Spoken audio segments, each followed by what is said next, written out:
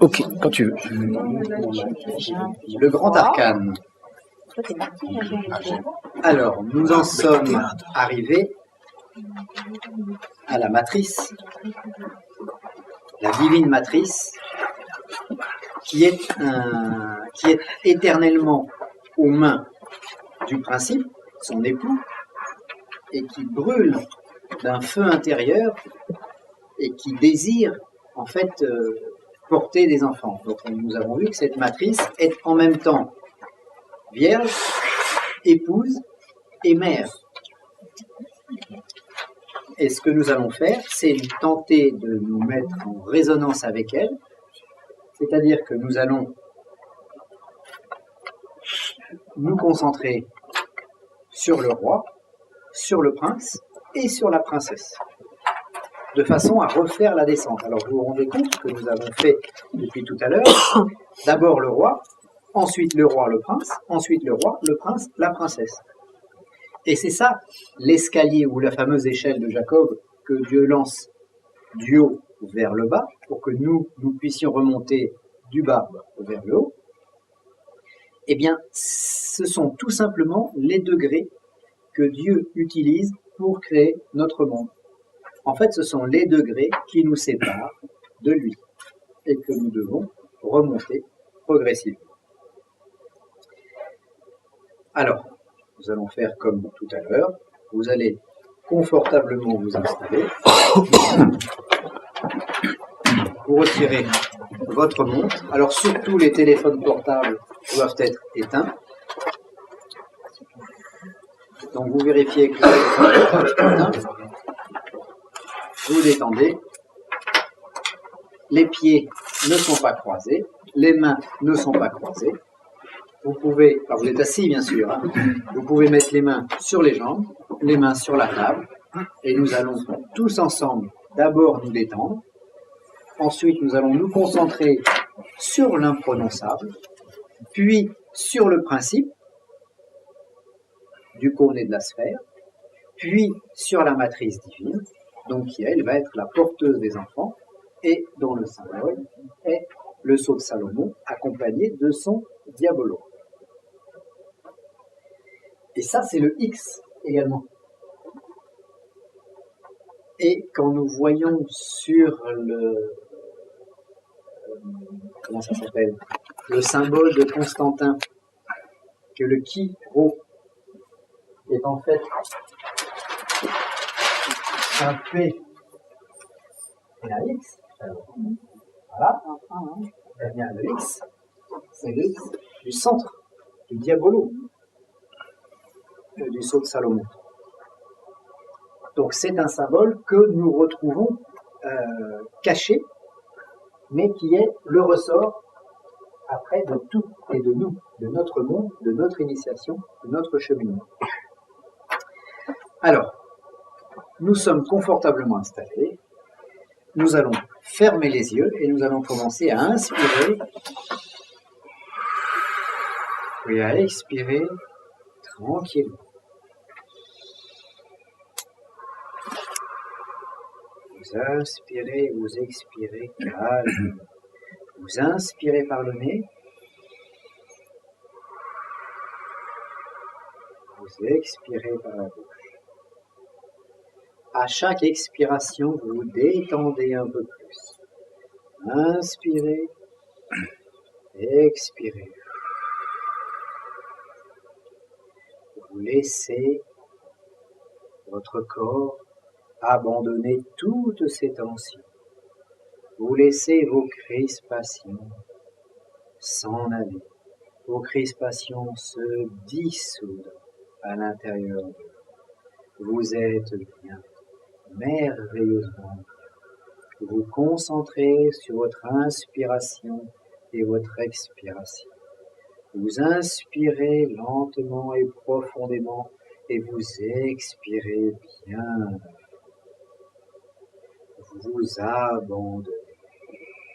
Vous êtes en sécurité. Et vous allez maintenant vous concentrer, tout en respirant, sur celui qui est sans être. Concentrez-vous sur la source avant son jadissement. Sur cette lumière invisible, sur ce point, origine de tout.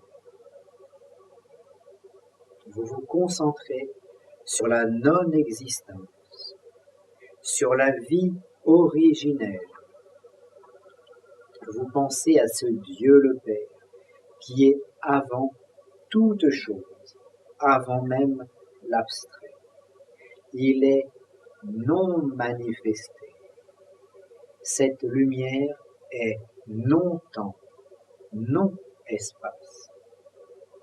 Mais cette lumière possède toutes les facultés.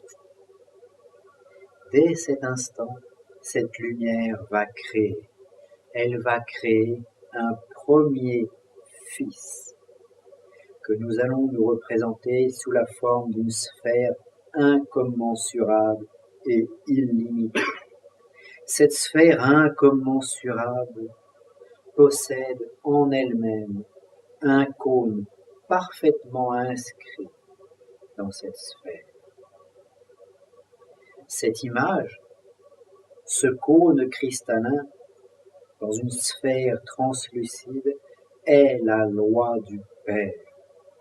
C'est le principe parfait de la vie infinie. C'est la lumière exprimée. C'est le visage du Père. Cet être vit tout simultanément. C'est l'œil qui voit tout, le passé, le présent, le futur. Vous maintenez cette image du cône parfait et cristallin, inscrit dans une sphère incommensurable et illimitée. Ce Fils se regarde et il exulte de sa propre splendeur. Ce Fils, cette sphère, avec le cône, se voit le plus merveilleux des êtres de l'univers. Il s'étonne de sa propre gloire infinie. Et cette multiplication interne de lui-même devient une seconde entité majeure. La matrice universelle est la voûte céleste, sans les étoiles. Elle est la Vierge, simultanément mère et porteuse des mondes. Cette Vierge, prise par le Fils, exulte d'amour. Cet être incommensurable, double cône inscrit dans une sphère cristalline. Cet être incommensurable frémit d'un mouvement fixe. Elle s'embrase d'une vie ardente. Elle jouit éternellement d'un sentiment d'amour infini. Lorsque vous regardez la voûte céleste, vous voyez le corps de cette Vierge éternelle, porteuse des mondes, porteuse des soleils, porteuse des planètes. Elle est la grande donneuse de vie. Elle vibre d'une vie ardente et rayonnante, d'une vie incommensurablement puissante, d'une vie qui désire s'exprimer concrètement. Elle est au bord du monde concret, elle est au bord de l'embrasement. Elle est cette vie ardente qui donnera plus tard les mondes de ses enfants. Vous visualisez la sphère incommensurable. Dans cette sphère, vous visualisez le cône parfait et cristallin qui engendre par multiplication un deuxième cône cristallin. Les deux cônes sont imbriqués l'un dans l'autre. Et au centre d'eux-mêmes, un diabolo, un petit double cône, pointe en haut et pointe en bas, achève cet ensemble merveilleux, cet ensemble porteur de vie, cette géométrie sainte et céleste.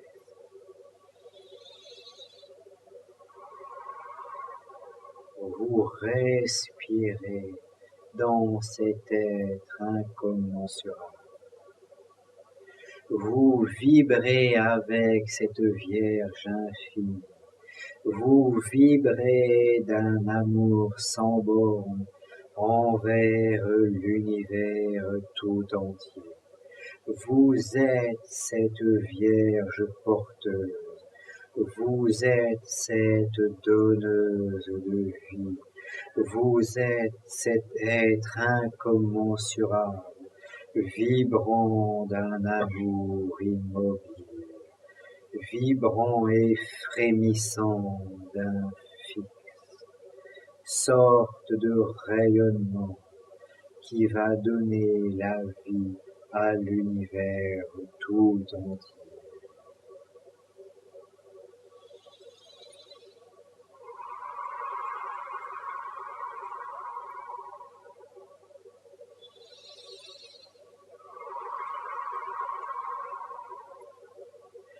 Vous nourrissez votre âme à cette source éternelle, à cette source de vie ardente, à cette source d'immortalité, d'infinitude, à cette source inexplicable que vous ressentez au plus profond de vous-même.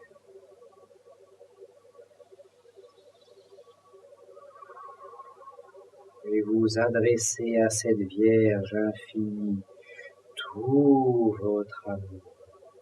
Et en échange, cette Vierge infinie vous emplit d'elle-même, de sa vie éternelle, source de jaillissement, fiat lux, lumière incommensurable.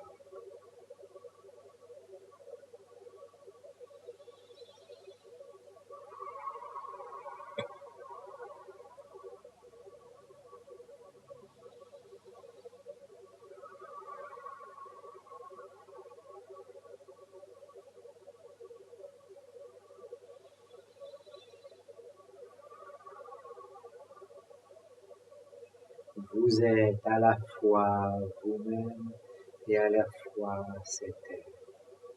Vous allez maintenant progressivement revenir dans votre corps. Mais vous revenez dans votre corps avec une part de cette paix profonde et emplie de vitalité, avec une part de cette vibration d'amour, avec une part de ce rayonnement céleste. Vous avez maintenant en vous une part de la voûte céleste qui soutient les mondes.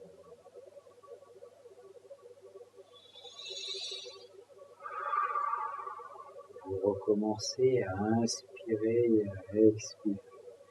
Vous allez sentir votre corps. Vous allez réintégrer ce corps physique qui est vôtre. Vous allez bouger vos orteils. Vous allez bouger vos doigts. Vous pouvez ouvrir et fermer vos paupières. Vous vous incarnez de nouveau avec une petite part d'infini qui est passée dans votre âme. Vous bougez les orteils, vous ouvrez et vous fermez les yeux. Vous inspirez, vous expirez plus à flot. Vous avez le droit de vous tendre, d'agiter vos doigts, bouger vos orteils et vous réintégrez votre schéma corporel. Vous êtes de nouveau pleinement incarné dans votre corps physique. Bien, nous avons à nouveau ensemble fait un petit voyage vers les plans plus concrets de l'abstrait. Nous sommes un petit peu en charnière entre l'abstrait et le concret. Alors nous allons faire un petit tour de table dans l'autre sens cette fois, de manière à partager un petit peu nos impressions. Nous avons fini par Daniel, nous allons recommencer par Daniel. Qu'as-tu ressenti? Bah, je sais pas. Je sais pas. Quelque chose, mais tu sais pas. Laurent. Moi, j'ai l'impression d'être dans un calice. Ouais, je flottais, quoi. Un peu en apesanteur, quoi. Un peu comme tout à l'heure, mais peut-être cette fois dedans, quoi. Comme si tu étais dans, Ouais. dans un calice. Oui. C'est le calice de l'univers. À la limite, on pourrait presque dire que cette matrice, cette Vierge éternelle, c'est l'énorme calice dont la vie va jaillir. Et dans lequel nous allons flotter. Nous, les mondes, ses enfants. Charlotte. J'ai eu super chaud, très très chaud. J'ai envie que c'était très dense en fait. Très chaud, Et, très dense. Ouais, Alors que tout à l'heure, c'était plutôt froid. oui, mais alors après il y a eu frais et là, ça y est encore. Donc des sensations physiques et de chaleur. Elle est vie ardente. Elle est embrasement, en fait. Et donc, quand on entre en résonance avec elle, si on chauffe, c'est une de ses manifestations. C'est le cœur qui battait. Le cœur qui battait plus vite.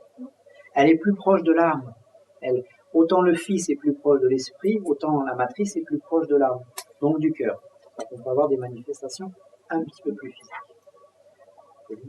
Le cœur aussi qui battait plus vite, mais la sensation d'être de flottement aussi, d'être en apesanteur et d'avoir été partie complètement hier. Quand on est en apesanteur, c'est qu'on est en partie dédoublé et en partie on flotte dans ces plans. Donc c'est bien. Bon, j'ai réussi à pas trop décoller. Il a fallu que je fasse des pauses pour me stabiliser. Oui. Moi, j'ai d'abord vu comme un énorme cristal, la sphère avec le cristal, le cône, c'était un peu confondu. Oui. Et après, une grande lumière dorée et très chaud.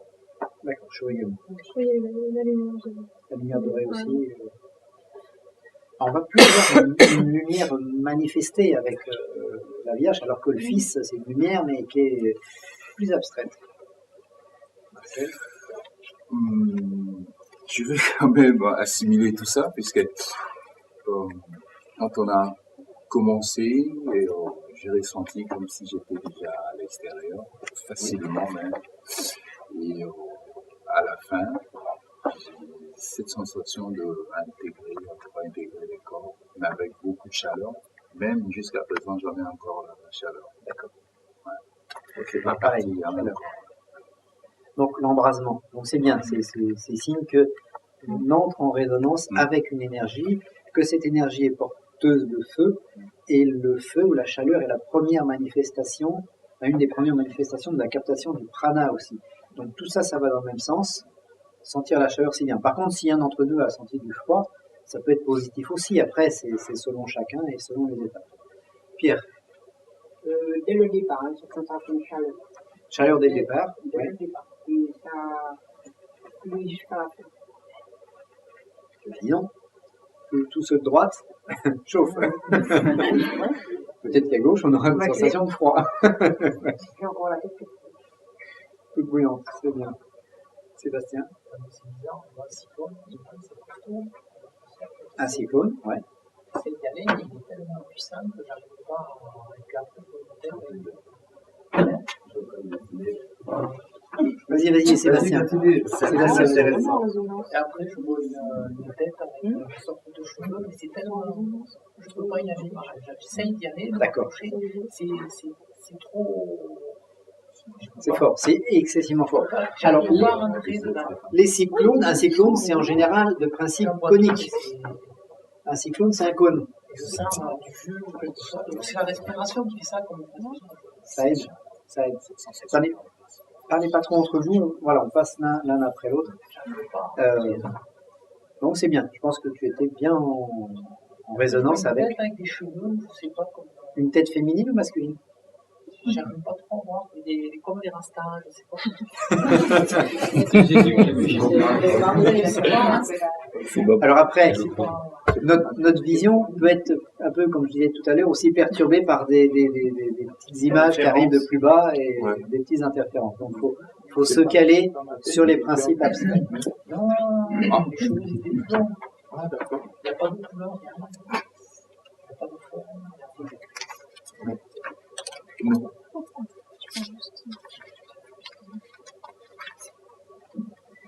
Alors Nicole, Dédoublement, vibration, dédoublement et endormissement. voilà, tu t'es endormi dans les bras de la Vierge. Presque à la fin, je partais. Mais dédoublement complet. D'accord, d'accord. Tu as ressenti chaud, froid, vibration. Les vibrations, et puis le dédoublement. Et après, je partais dans le bras de mon fils. D'accord. Grégory. Vibration également. D'accord. Vous l'aviez ressenti avant aussi ou pas? Plutôt froid. D'accord. Ça y est, ça commence. Nous sommes plusieurs, donc évidemment, c'est comme si nous pratiquions ensemble sur un plan plus méditatif, un rituel. Donc nous allons nous amplifier les uns les autres également, puisqu'il y a plusieurs personnes parmi nous qui sont plus ou moins médiums. Donc les médiums vont amplifier, ceux qui ressentent moins habituellement vont ressentir un peu plus, vont être perturbés aussi par les voisins, donc ça fait une sorte d'ensemble. Ok, Andrea. Moi, j'ai vu donc les frères avec les autres en mouvement, dans le château en pépinière. Et ça s'est une espèce de transformé en quartz avec cette figure-là qui tournait. Puis, du coup, ça s'est désintégré, ce qui restait était le diabolo interne, qui s'est dédoublé et qui a fait une espèce de croix. Et au milieu de cette croix, il y avait un feu qui finalement était un rubis. Était quoi? Une croix. Un rubis. Un rubis, d'accord, un rubis, ok. Oui. Et voilà, et donc ça a fini avec cette croix qui à la fin était une espèce de carré, mais un carré pas sur la base, mais sur... un losange, oui, sur la voilà, pointe. Oui. sur une pointe. Et voilà. D'accord. Bon, c'était dans un monde de géométrie. Oui. Avec beaucoup de... Alors, ce qui est intéressant, c'est comme Sébastien, il y a le principe des cônes qui tournoient, donc qui sont en mouvement. Donc ça, c'est ce qu'on peut noter. Et puis avec après les géométries qui se remplacent, qui s'effacent. Ce qu'il faut arriver, c'est dans cette méditation, c'est à diriger la méditation, donc à rester calé sur les schémas et à essayer de se promener dans les schémas. As-tu des sensations de froid, de chaud, picotement? J'étais bien, mais en fait, j'ai remarqué que le soleil est venu quand on faisait cette méditation, parce que le rayon est parti, donc je ne pense pas que ça soit non plus un hasard. Oui. Voilà. Ah, j'ai pas fait attention, il y a eu un rayon de soleil. D'accord. Alors intéressant, il y a eu un rayon de soleil alors que le ciel est couvert depuis pas mal de temps. Donc, Jean-Louis. Moi j'ai dessiné, moi. Je vois quelque chose, tu sais. Alors moi j'ai vu un soleil, ça représente ça, un soleil qui tournoie. Et j'ai vu une forme d'abondance, comme le cône qui démarre avec le point zéro et qui déverse tout dans les différents mondes. Oui. Et qui différent sur les différents mondes, déverse à partir du point zéro de la création et qui déverse de lumière et tout, puis le soleil. Voilà. Alors le soleil, c'est plus le père ou la sphère, et puis après la corne d'abondance, plus le triangle ou les cônes qui sont dedans. Par contre, ta vision était plus symbolique. Ce qu'il faut, c'est arriver à pas laisser la vision se manifester trop toute seule, mais à toujours la recaler, quand on visualise ça, sur le principe de la sphère et du cône. Donc arriver à se promener dans le cône, autour du cône, de voir le cône par le haut, par le bas, de rentrer dedans, de ressentir. Mais ça donne une image, hein, ça fabrique des images. Ça fabrique des images, Ouais. mais il ne faut pas trop s'attarder aux images qui sont fabriquées. Faut essayer en fait d'entrer en résonance avec plus par la sensation que par le symbole. Mais c'est bien, vous avez tous là eu des effets intéressants. Jean-Luc. Moi, je me suis endormi dans une pièce verte, une couleur, je crois que D'accord, donc tu c'est t'es une couleur verte, je me suis endormi aussi. comme Nicole, tu commençais à... Donc c'est... bon, on vient de manger, c'est un petit peu... voilà. Puis des fois, quand on entre en relaxation, on a tendance à plonger dans le sommeil. Donc il faut arriver à se recaler et à repartir, à rester attentif en fait à ce que je vous explique. Anne. Moi, je viens représenter l'image là, bien cristalline, bien transparente, vraiment, en fait, et à un moment donné, je crois que je suis sortie de moi-même, je commençais à me lever, et là, je me suis dit, non, tu restes bien dans l'axe, parce qu'il faut pas quelqu'un. Et je me suis sentie vraiment, vraiment en paix, et c'était très, très, très calme. D'accord, mais calme. Pas de chaleur ou de froid. Pas spécialement un bien-être. C'est la paix des... je dirais la paix des principes qui n'ont aucun problème. Parce que eux, tout roule pour eux. Il ne se passe rien. Si ce n'est ce qui est prévu depuis toujours et à jamais. Donc, Et c'est cette image cristalline, notamment. ouais. Ah ouais.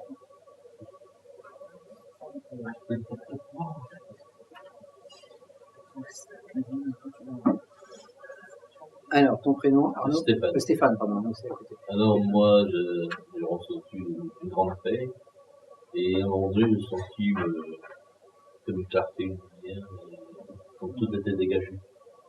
D'accord. Et à un moment donné, une petite douleur ici, une petite douleur, peut-être absolument, elle a disparu. Voilà, ça peut soigner les petites choses éventuellement. On peut avoir des petites manifestations physiques sur des points ou autres qui sont... si la lumière descend bien, si l'énergie descend bien, ben ça va traiter. Parce que la lumière, qu'est-ce qu'elle veut? Elle nous aime. C'est nous qui nous bloquons. On est tout le temps en régime auto-bloquant. Donc évidemment, votre mère éternelle vous aime, mais elle ne peut pas vous allaiter puisque vous refusez. Donc c'est à nous de nous ouvrir et à partir de là, les choses descendent. Mais pour s'ouvrir, il ne faut pas s'ouvrir à n'importe quoi. Parce qu'on peut aussi se faire dévorer par les gardiens du sol, par des monstres, par des dragons. D'où la nécessité de bien rester dans un axe. La projection s'est bien passée. J'ai réussi à intégrer le roi, le prince, de la princesse. À ce niveau-là, ça a commencé à se compliquer. Je n'ai pas pu me balader dans les différents sphères. Du coup, je suis ressorti, le triangle en lumière, en flamme, avec mon triangle en flamme. Comme j'ai pas pu intégrer, rester dedans, du coup c'est descendu, et là ça a chauffé. C'est descendu jusqu'au cœur, ça a chauffé, et ça a monté, et juste 30 secondes après, l'arrêt, une sensation de chaleur, d'accord, malgré le niveau en situation. Alors on trouve la sensation de feu, de chaleur, qui est de la nature de cette Vierge. Alors cette Vierge, ne la voyons pas trop comme une entité féminine, puisque les trois principes créateurs, le roi, le prince, la princesse, sont tous mâles dans le sens qu'ils sont créateurs et qu'ils ne sont pas dans le domaine de la dualité. C'est nous qui après serons en fait vis-à-vis d'eux des femelles. Qu'on ait un corps masculin ou qu'on ait un corps féminin, ça ne change rien au principe que nous sommes.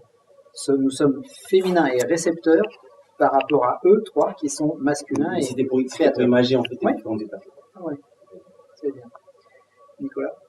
Ouais, j'ai visualisé cette figure-là en astral. Et puis j'ai senti le tremblement, et puis aussi une grande énergie elle venait pas d'en haut, mais elle venait du centre de mon corps et elle s'est diffusée un peu partout. Et puis voilà, en gros, une sensation de paix aussi, bien sûr. Voilà, du mouvement, de l'énergie. Et puis aussi, derrière les paupières, la lumière, je pense que c'était le rayon de soleil que j'ai vu à travers les paupières qui est venu, qui est reparti. Je pense que c'était ça. Ok, oui, après, il ne faut pas tout attribuer non plus à des phénomènes mystiques. Alors, c'est bien, comme Arnaud, c'est au niveau du cœur. La matrice, elle, c'est le cœur qui va faire vibrer. Alors que le prince, lui, c'est plus la tête, plus l'esprit. Donc, on est dans une vibration plus cardiaque. Carole? Oui, alors moi j'ai réussi tout de suite à être en apesanteur et puis bien visualiser le point zéro. Là, descendre, je vais voir la sphère. Je me suis attachée à voir les figures géométriques. Donc ça j'ai bien vu. Mais après, au bout d'un moment, ça s'est transformé. La sphère, elle s'est tenue. Alors je sais que j'ai déjà vu ça, mais je ne sais plus. Comme ces sphères métalliques vides, avec des graduations tout autour. Et à l'intérieur, exactement ces figures-là qui tournaient. D'accord. Et surtout le ressenti physique, alors j'étais là. Très fort, une très forte présentation. Ok, alors les planètes, c'est comme des planétoïdes en fait, j'ai l'impression, les sphères graduées, ça rappelle les planisphères, pas des planisphères qu'on appelle ça, des globes. Des globes Là, planétaires. c'était vraiment suspendu et avec toutes ces figures géométriques qui tournaient. D'accord. Mais l'intérieur du globe était vide, sauf qu'il y avait ces figures, oui. D'accord. figures qui tournaient. On retrouve le phénomène du mouvement comme Sébastien et puis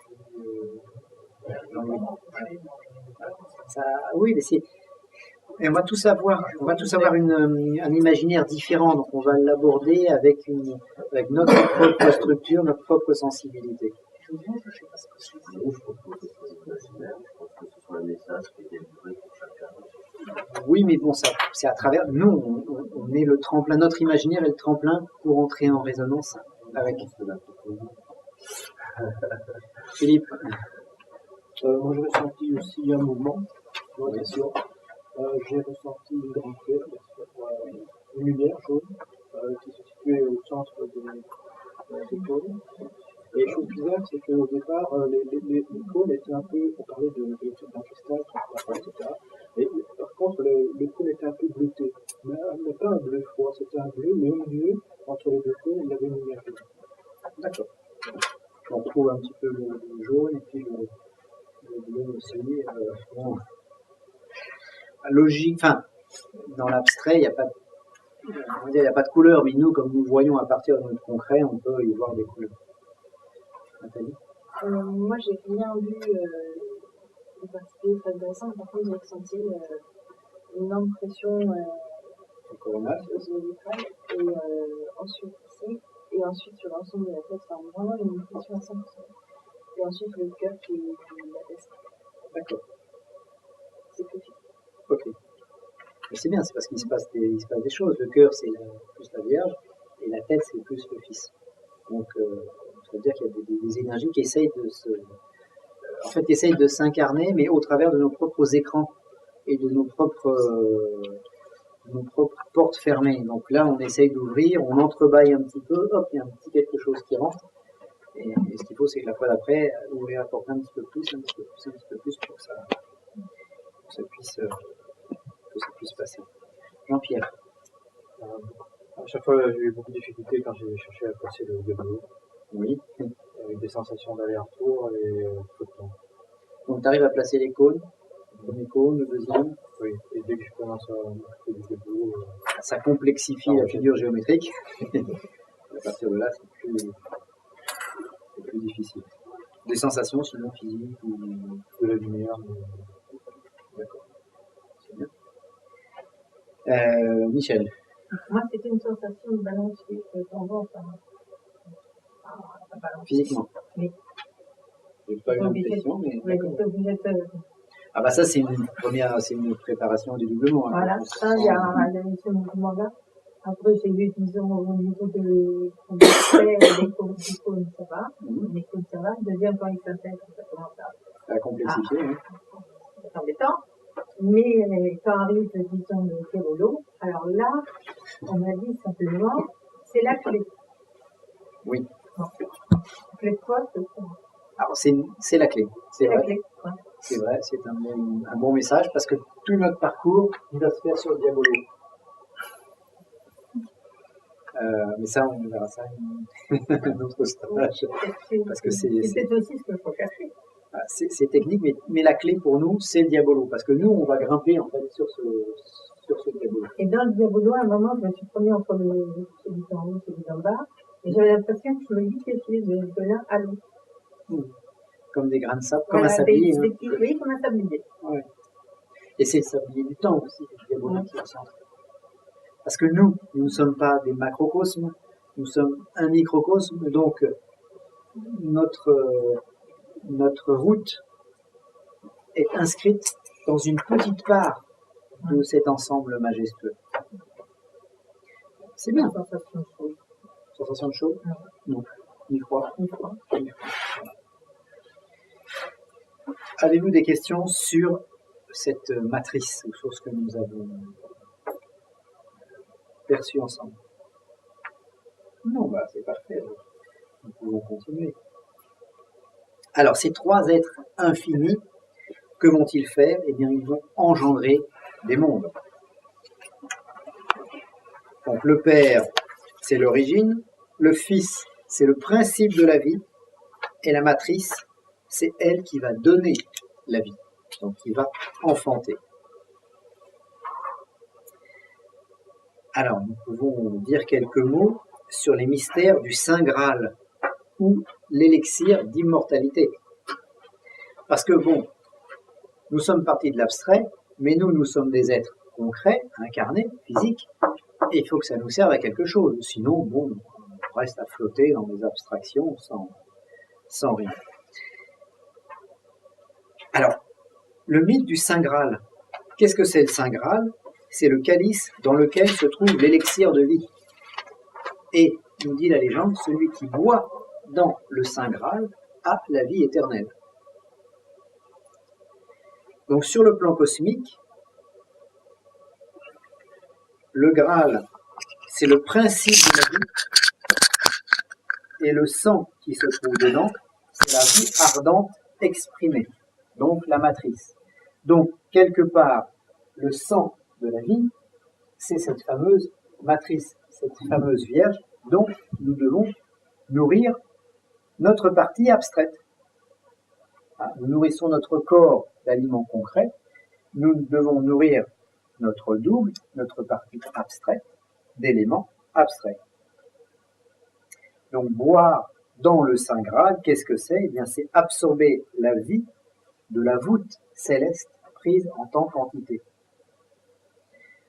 Quand dans les temples égyptiens, il y a certaines représentations de Isis dans certains tombeaux, et là, il représente, en fait, il y a les deux mains de la déesse d'une part, il peigne Isis, en fait, comme une sorte de voûte céleste.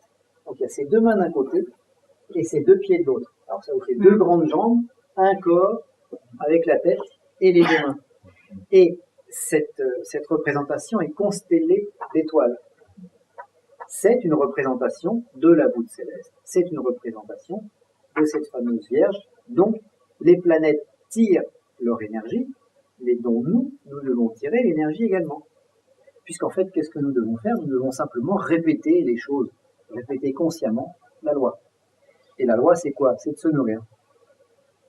Celui qui ne se nourrit pas meurt, celui qui se nourrit vit. C'est une simplicité enfantine. Et c'est tellement simple qu'on ne le voit pas et qu'on ne le fait pas. Alors, qui va boire cette vie qui coule de la Vierge?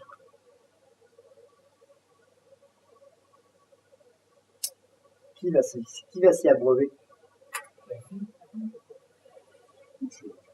Alors, toute chose, voilà, c'est une réponse suffisamment ambiguë pour ne pas être fausse. C'est bien. Nous, indirectement, L'initié, c'est lui qui reçoit l'initiation. c'est nous. La matière, indirectement, oui. En fait, ce sont les planètes qui vont, elles, être engendrées par cette Vierge et qui vont, elles, être les enfants directs de cette Vierge. Nous serons les petits-enfants. La Vierge n'est pas notre mère, mais notre grand-mère, puisque nous aurons un intermédiaire entre nous et elle, c'est notre planète. Donc les enfants directs de cette Vierge porteuse sont les soleils, les planètes, les mondes. Alors, nous allons un peu regarder la genèse d'un monde, parce que c'est ça qui va surtout nous intéresser. Donc la Vierge, inondée de son divin époux cosmique, exulte. Elle est dans un état d'extase. Cet amour qu'elle ressent ne peut s'exprimer dans l'infini qui est déjà occupé. Donc si l'amour qu'elle ressent ne peut s'exprimer dans l'infini, il va s'exprimer dans le fini. C'est-à-dire que cette vie ardente, cette Vierge, va transpirer des gouttes cristallines issues de sa propre nature, mais plus denses. Un petit peu comme vous, quand vous faites des efforts, quand vous êtes dans une salle de sport, et tous les sportifs de haut niveau, vous êtes dans une salle de sport, vous faites des exercices, vous avez des points de sueur qui apparaissent. Eh bien, quelque part, symboliquement, c'est un petit peu ça qui va se passer sur le corps de cette Vierge. La grande porteuse enfante des mondes de pure lumière concentrée. C'est-à-dire que son problème, mais sa nature fait qu'elle est constituée d'un seul matériau. C'est-à-dire sa nature à elle, son corps, sa corporification, que l'on pourrait appeler de l'éther, l'éther étant le 5e élément, l'élément invisible. Mais elle est faite, elle est le corps du Fils. Donc elle est faite d'une certaine nature spirituelle. Elle n'a qu'un seul matériel à sa disposition pour engendrer autre chose, c'est de son propre corps. Donc en fait, elle va prendre de son propre corps et elle ne peut que le concentrer à certains endroits pour en faire des bulles. C'est la seule manière dont l'amour qu'elle porte en elle peut s'exprimer. Donc il n'y a aucune autre possibilité. Quand vous prenez une bouteille d'eau et que vous voulez de cette bouteille d'eau tirer des mondes qui vont flotter dans cette bouteille d'eau et qui sont faits de la propre nature de l'eau, tout ce que nous pouvons faire, c'est congeler, refroidir cette eau et congeler des petits morceaux de cette eau, avoir dans cette eau des petits glaçons. Donc, qu'est-ce qu'un glaçon dans l'eau? C'est de l'eau, mais plus dense. Et cette eau plus dense va flotter dans l'eau moins dense. Donc, c'est la seule solution pour tirer de cette eau des êtres qui seront là dans le domaine de la limite. Parce que comme elle étant illimitée, elle ne peut pas créer un autre être illimité, puisque l'infini et l'éternité sont déjà occupés par, en quelque sorte, le roi, le prince et la princesse. Donc elle va expulser, mais en elle-même, puisqu'elle occupe tout, elle expulse une infinité d'enfants, qui seront des planètes, qui seront des mondes.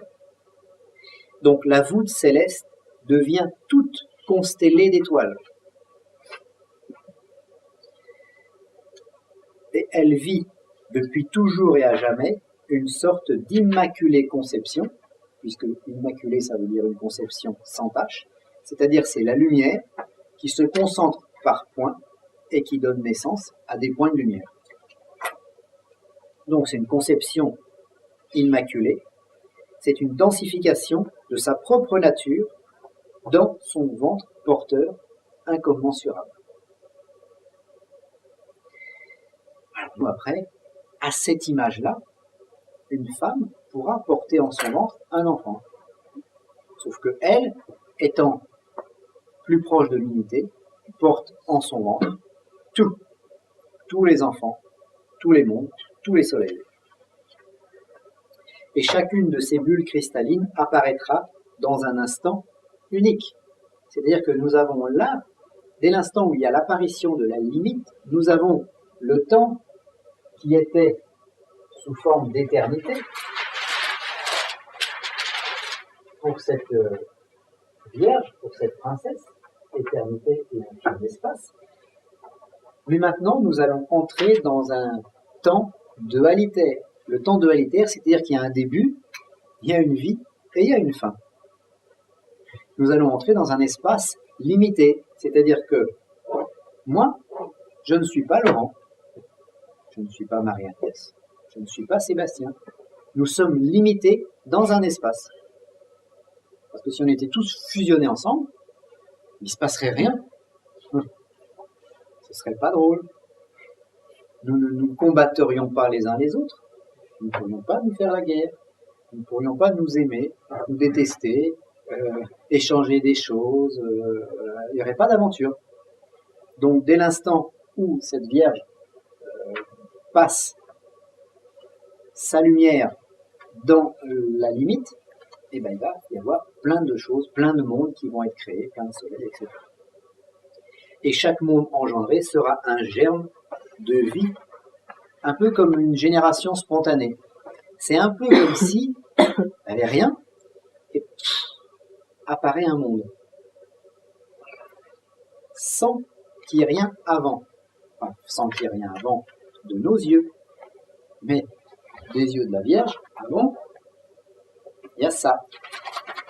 Mais en fait, qu'est-ce qu'a fait la Vierge? On pourrait presque dire comme dans Orangina, secouez-moi, secouez-moi. Elle secoue la bouteille d'Orangina, ça fait des bulles. De façon triviale, le principe, c'est la main qui secoue.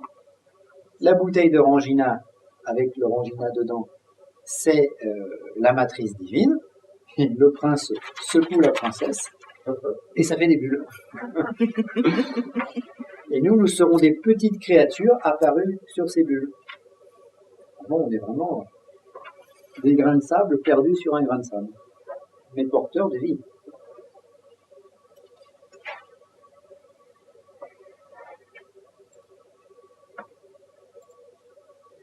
Donc, le miracle qui se produit à ce moment-là, c'est que des forces, là je vous l'ai fait en 2 dimensions, normalement c'est en 3 dimensions, des forces, à un moment, vont se rassembler. C'est-à-dire que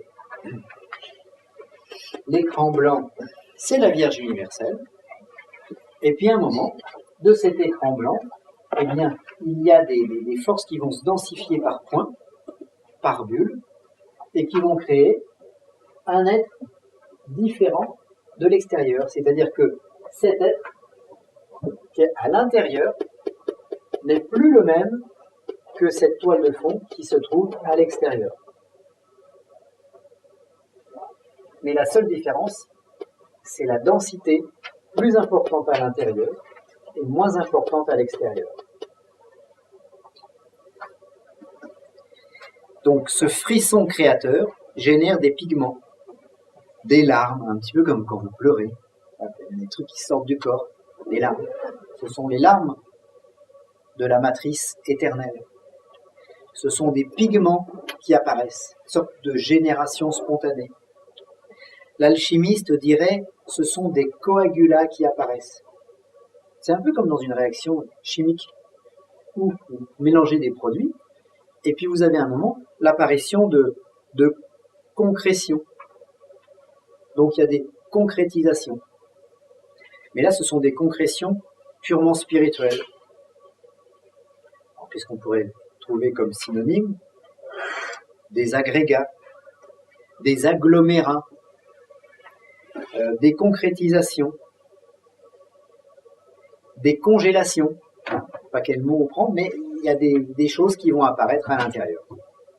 Mais quand vous faites la cuisine, ça n'arrive pas ça, quand vous avez mettons, quand vous préparez Sauce.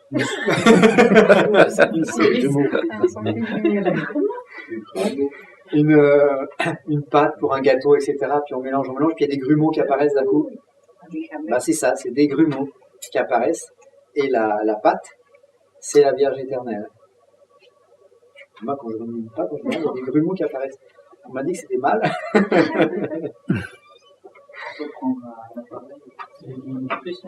Oui, mais alors quand on prend un mixeur, après, on risque d'en mettre partout. Ouais, je suis excellent pâtissier. Je me disais un jour quelqu'un qui plantait des melons, on ne peut pas être bon partout.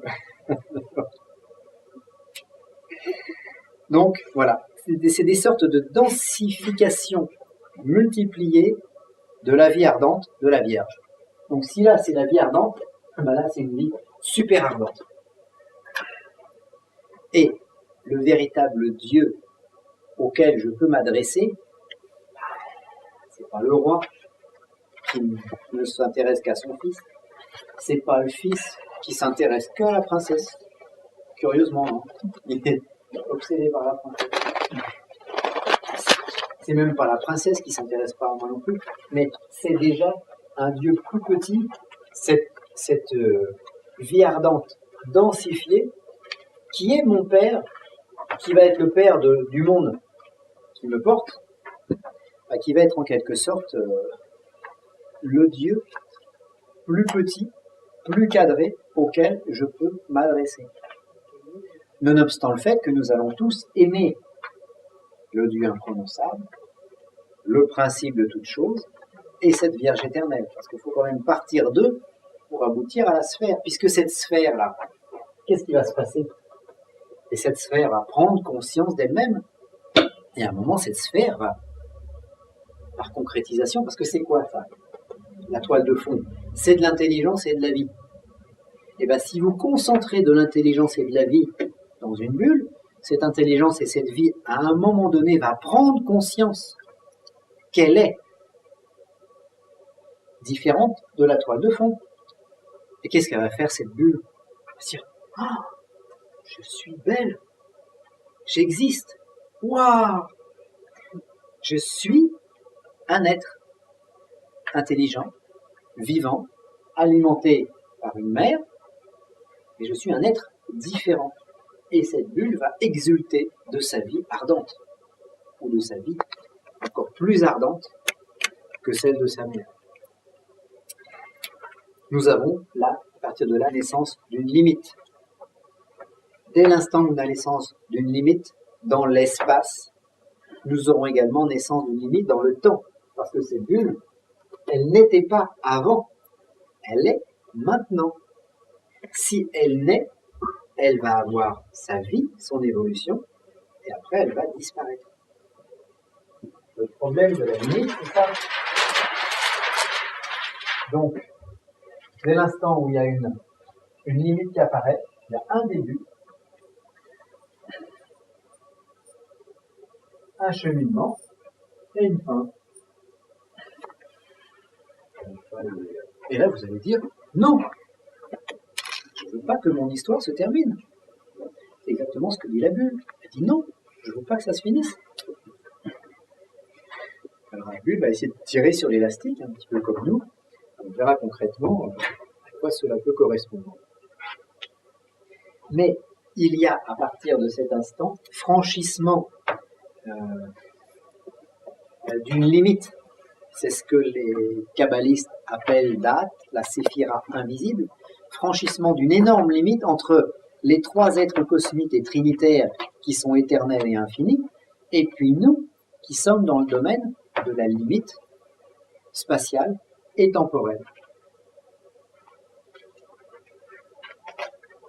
Donc, limite dans l'espace, délimitation de frontières séparant le glaçon qui flotte dans l'eau de sa propre dissolution, et dans le temps, comme je viens de le dire, apparition du début et donc de la fin.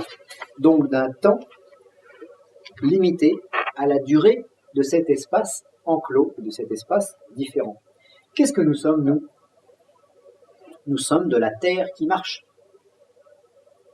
Hein, tu es poussière et tu retourneras à la poussière.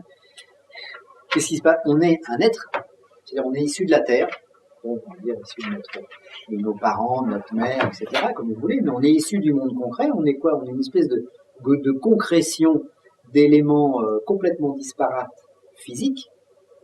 Nous vivons un certain temps et quand ces éléments disparates physiques retombent en poussière, c'est la fin. Donc, nous avons bien une limite. Et le temps que dure ce conglomérat spirituel, c'est le temps que nous allons vivre. Oui, mais moi j'aimerais prolonger cette existence, être moi plus longtemps.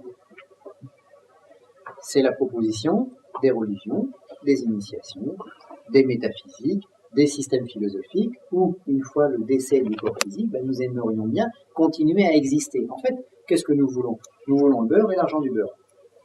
Ah, vous êtes tous comme moi, hein, tout le monde est d'accord. C'est-à-dire que nous voulons une vie agréable sur Terre et une vie agréable après. Donc, que ça dure longtemps.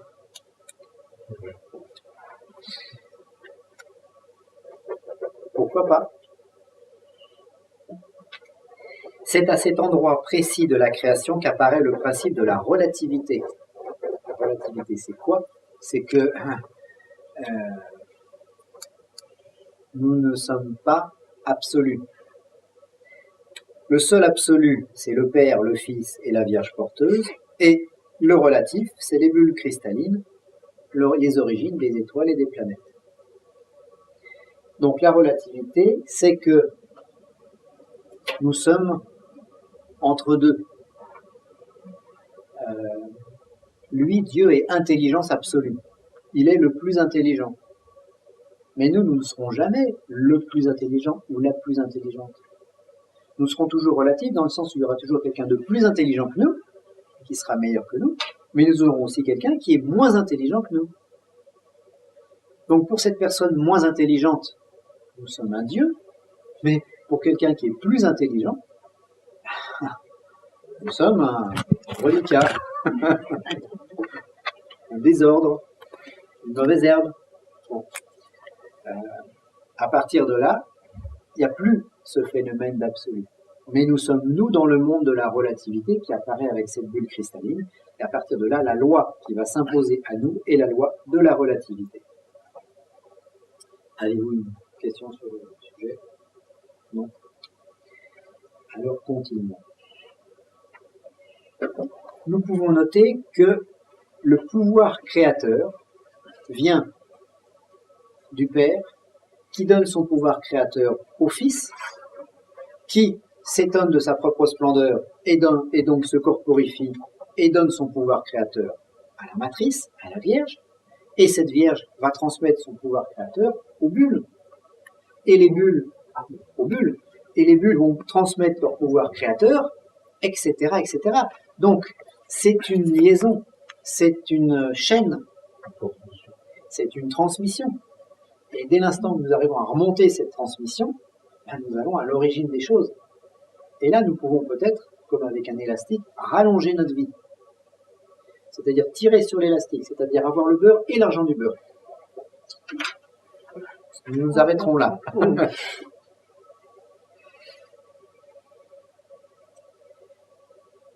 Donc, voilà, nous sommes en face d'une vie ardente densifiée.